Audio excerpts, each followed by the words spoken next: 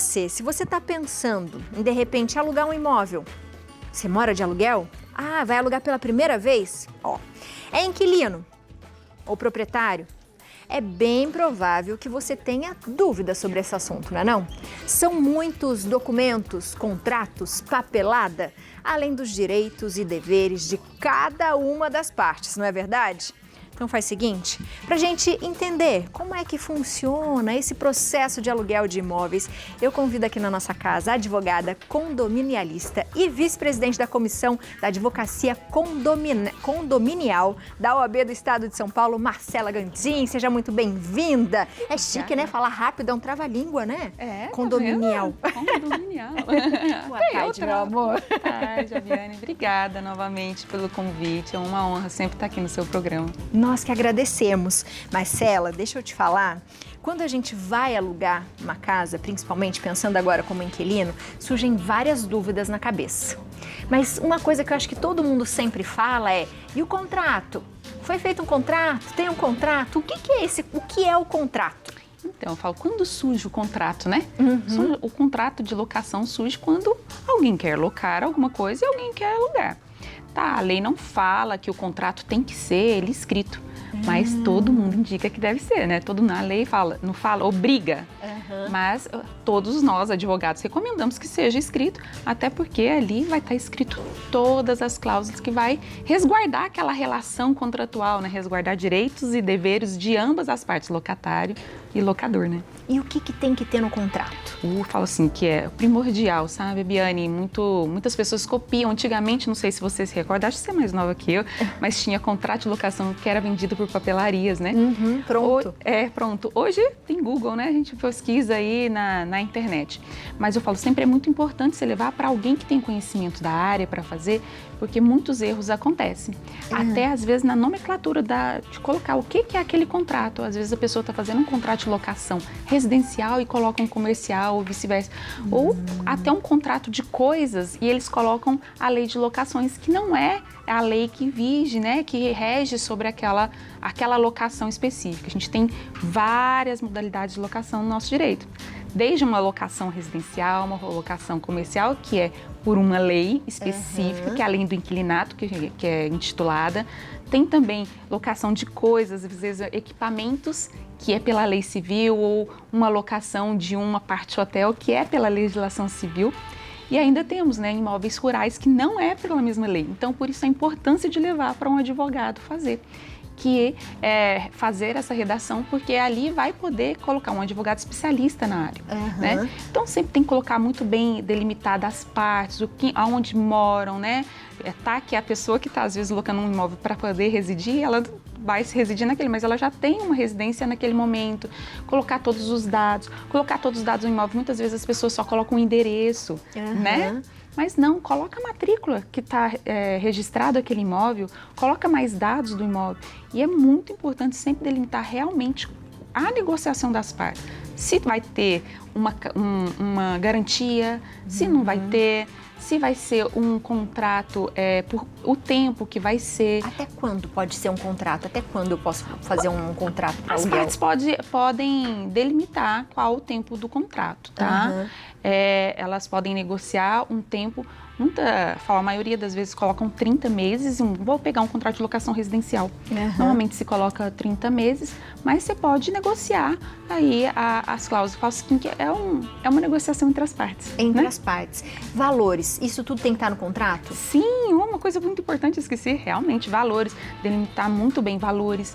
Qual que é o índice de atualização do contrato? Muitas vezes não delimitam isso. Se não tem um índice, não tem como atualizar. Até se caso numa inadimplência, qual é a multa, qual que é os juros que vai ser cobrado, como que vai ser pago aquele valor daquela locação. Que não coloca se vai ser enviado o boleto, se não vai, se vai ter uma taxa de IPTU, vai ser do locador ou do locator. Então, todas essas responsabilidades têm que estar muito bem declarado no contrato. Por isso que um contrato de locação verbal, às vezes, dá problema. Dá, porque às vezes a pessoa, por exemplo, o IPTU, que a gente sabe que vem no começo do ano, né? É responsabilidade de quem? Se não está no contrato, Do proprietário. Do proprietário. Assim, a maioria dos contratos, né, se vamos por feito uma imobiliária importante, uma imobiliária que tem responsabilidade, né, ela vai colocar, às vezes, entregando para o inquilino. Vou falar inquilino. Só que muitas vezes não colocam. E aí chega esse contrato para nós, advogados, fazer alguma coisa e tá ali. Não tem responsabilidade. O IPTU é uma dívida que a gente chama de próprio terreno, como uma dívida de cota condominial. Então, ela é uma dívida que segue o imóvel. Quem é o proprietário do imóvel? Vai sempre ser que vai ser dele. Exatamente. E quando acontece, as pessoas geralmente quando locam uma casa, né, ficam preocupadas. E se de repente o locatário quiser vender esse imóvel, ele pode? Ele pode, isso aí é muito importante, viu, Abiane? Porque ele pode vender. Claro que tem ali na legislação que ele, se tiver no contrato, que tem que avisar, dar o direito de preferência, para o inquilino tem que dar esse direito de preferência, mas é uma coisa que tem que delimitar, por exemplo, um contrato de locação comercial, tem que colocar, se caso for vendido o imóvel, que o comprador vai respeitar aquele tempo de locação comercial. Uma locação comercial vou pegar a moça que faz os bolos aqui, ela tem lá o imóvel dela que ela está locando, estou dando como sugestão. E aí, de repente, vende aquele imóvel que o proprietário tem que vender, ela não tem condições de comprar, um outro compra e fala assim, não, eu não quero mais uma casa de bolo, nós vamos construir um prédio aqui ou agora, né? Então, é muito importante colocar isso no contrato também, sabe? Muito, muito importante, porque aí pelo menos você fica resguardado. E aí falo até, tem um fundo de comércio que muitos colegas aí não estudam, então é importante até estudar esse fundo de comércio que tem que ser indenizado. Então eu falo um pouquinho que a gente vai conversar, que é um assunto tão grande, mas eu vou tentar passar um pouquinho. E aí no caso, por exemplo, se vai vender, existe um tempo que você pode desocupar, que tem que ser respeitado? Sim. Pode ser delimitado no próprio contrato e tem um prazo de 90 dias, mas só que esse prazo é assim, vende-se, aí depois tem que cumprir esse prazo de 90 dias que está ali na lei. E caso de inadimplência, quanto tempo eu posso esperar? Vencer o primeiro aluguel, eu já posso ir lá e falar, não quero mais você em casa ou não? Então, como é que eu falo que a inadimplência, todo mundo tem medo, né? Mas a inadimplência, a partir do primeiro dia, ela já é inadimplente, já tem uma quebra contratual, tá? Só que a gente usa sempre bom senso, né, Biane? O bom senso tem que ponderar em todas as nossas relações, seja ter uma relação com o filho como uma relação comercial. Então, cabe bom senso. Eu sempre prezo pela primazia tentar uma conciliação primeiro, que é uma notificação tentando reaver esse valor, né? Porque é interessante, às vezes, para o proprietário continuar aquela locação. Foi um atraso por algum problema, né? Eu sempre tento olhar o lado do outro. Mas no caso de inadimplência, no primeiro dia já se poderia. Mas a gente sabe que não é a praxe do mercado, a não ser que aquele proprietário quer realmente haver o imóvel, não tem como, né? Então ele já tenta ali de todos os modos, já que está inadimplente, vou começar a atuar agora. Já vou aproveitar essa deixa e já vou tirar ele daqui. Exatamente. Então, minha gente, é sempre ler muito bem o contrato, né? Para ver as taxas, para ver os juros, prazos, valores, para a gente não se perder. O que é combinado não sai caro. Exato. E eu falo assim, que o índice de atualização, a gente teve aí uma pandemia, a maioria dos contratos de locação em GPM, a gente sabe que o GPM teve bem alto. Bem alto. E as locações... Falo que a pandemia foi um exemplo da locação, despejos. Não conseguimos despejos tão rápido, sabe, Biane? Por quê? Porque acabou vindo lei da pandemia que segurou realmente esses despejos. E eu falo que ponderou-se muito bom senso também, né? Era a negociação, as pessoas não tinham condições, às vezes, de pagar. O comércio, a gente sabe que teve muita gente fechando as portas. Então, tá aí, tem muitas dívidas, às vezes, que estão fazendo negociações para ver. O devedor, ela tem até a boa vontade. Posso só fazer um complemento? Muitas dúvidas aparecem muito quanto à garantia locativa. Né? Muito falar, mas muitos corretores de imóveis, até advogados mesmo, colocam a garantia locativa no contrato ali e falam assim, é melhor ter a garantia locativa. Você tem que sempre ponderar, será que é melhor mesmo ter a garantia locatícia, né? Muitos contratos que não têm garantia locativa é até mais seguro dos que tem, entendeu?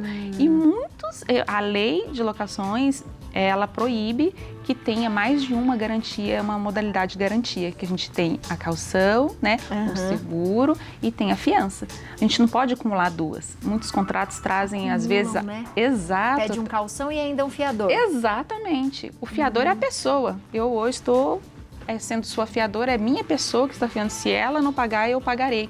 A caução, muitos corretores, muitos advogados também, muitos proprietários falam assim, não, eu prefiro que me tragam um imóvel, mas aí a Marcela tem um imóvel aí para garantir? Não, a garantia então é a caução do meu imóvel, então não vai ser a pessoa da Marcela como fiador. Então muitas vezes existe esse acúmulo de garantias que isso pode acontecer até invalidade do contrato, tá? Então, atenção, minha gente. Leitura é fundamental em tudo nessa vida, principalmente quando a gente assina um contrato, não é? Exatamente.